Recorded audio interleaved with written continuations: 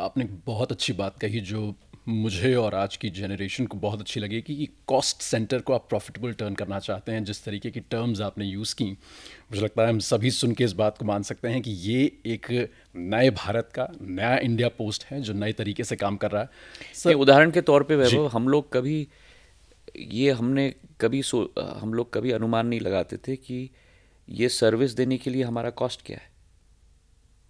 तो हर एक वर्टिकल के साथ बैठकर मैंने एक एक ट्रांजैक्शन का कॉस्ट स्ट्रक्चर हम लोग ने बैठ के बनाया कि एक पासपोर्ट बनाने के लिए हमारा कॉस्ट कितना लगता है, हेड ऑफिस से लेकर गांव के पोस्ट ऑफिस तक।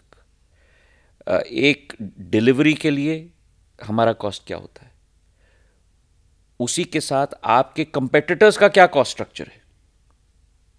अगर आपका 20 रुपए कॉस्ट है, मेरा 100 रुपए कॉस्ट कैसा हो सकता है। बिल्कुल ठीक। तो अगर इतनी बड़ी खाई है तो उस कॉस्ट को हमें कम करना पड़ेगा। उसके आधार पर हमारा प्राइसिंग स्ट्रक्चर होना चाहिए।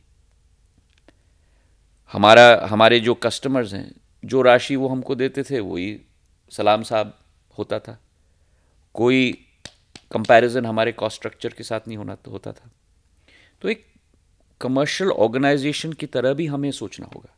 कई जगह हमें अपने बेल्ट को टाइट करना पड़ेगा, क्योंकि कोई अनुमान पहले नहीं होता था, अब अनुमान हो गया है। बिल्कुल। कई जगह में जो कंपेटिटर्स का कॉस्ट स्ट्रक्चर है उसका 10% भी हम लोग चार्ज नहीं करते थे।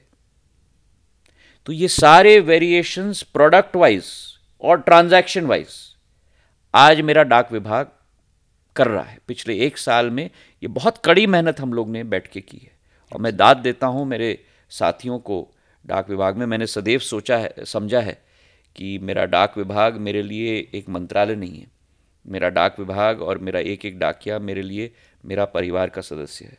उसी विचारधारा के साथ मैंने 2.5 वर्ष 2007 में कार्य किया था इस विभाग में, और उसी विचारधारा के साथ आज मैं कार्य कर रहा हूँ।